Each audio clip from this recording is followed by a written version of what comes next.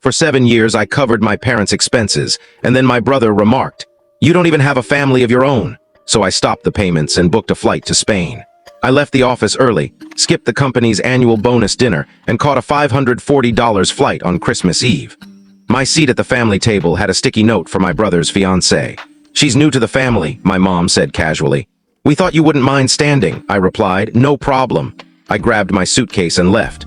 31 minutes later, my sister texted, so dramatic. It wasn't a big deal, she claimed.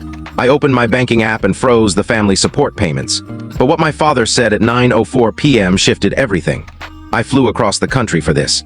A one-way ticket cost $540.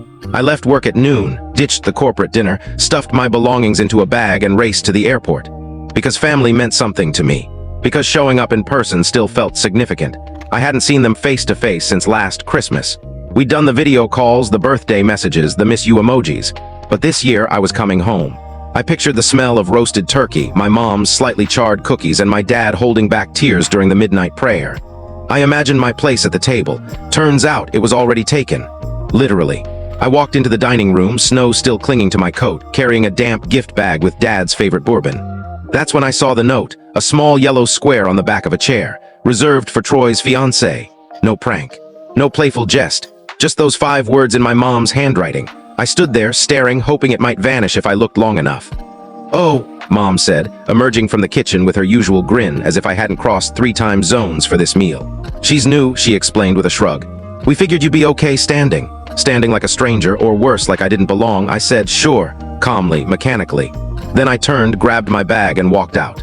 I made it 31 minutes down the icy road before my phone buzzed. "So dramatic," my sister texted. "It's not a big deal."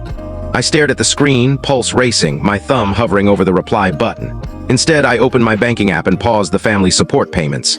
Done. But what my father said at 9:04 p.m. changed everything. It wasn't just the note. Not really. That was just the spark. The fuel had been building for years. I didn't head back to the motel. I pulled into a gas station, watched snow pile up on my windshield, and cranked the heater until my face felt warm. Then I started reflecting. The truth is, I'd always been the one who made things easy for them. When I landed my first tech job, Dad said, "Now you can finally support your family." He wasn't joking. That meant start paying the bills, so I did. I covered their phone plan, car insurance, even their heating costs in winter. Silently, automatically, because that's what good sons do, right? Troy was the free spirit. He dropped out of college, spent years drifting, finding himself. When he came back broke from a failed startup, I let him crash at my place for 9 months, rent-free. I can't tell what happened next in the short video, the full story on channel link below.